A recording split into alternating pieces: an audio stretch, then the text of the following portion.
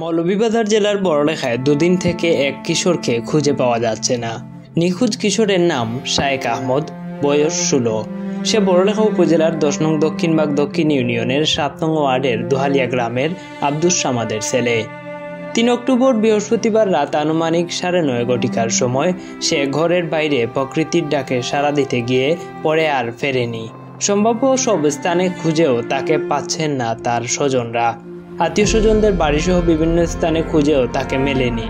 এই ঘটনায় ওই কিশোরের খালাতো ভাই শুক্রবার 4 অক্টোবর বড়লেখা থানায় সাধারণ ডায়েরি করেছেন।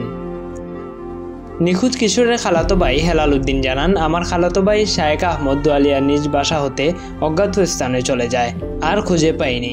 সম্ভাব্য সকল জায়গায় খোঁজাখুঁজি করা হয়েছে, এখন পর্যন্ত খোঁজাখুঁজি করেও কোনো সন্ধান পাওয়া যায়নি। খোঁজাখুঁজি তাদের অব্যাহত রয়েছে। কোনো সুহৃদয়বান ব্যক্তি শায়েক আহমদের সন্ধান পেলে 01788736765 নাম্বারে যোগাযোগ করার জন্য অনুরোধ জানিয়েছে তার পরিবার। এ বিষয়ে বড়লেখা থানার ওসি মোহাম্মদ আব্দুল কাইয়ুম বলেন, শায়েক আহমদ নামে এক কিশোর নিখোঁজের ঘটনায় তার খালাতো ভাই থানায় জিডি করেছেন। প্রযুক্তির সাহায্যে তার অবস্থান শনাক্তের চেষ্টা করা হচ্ছে।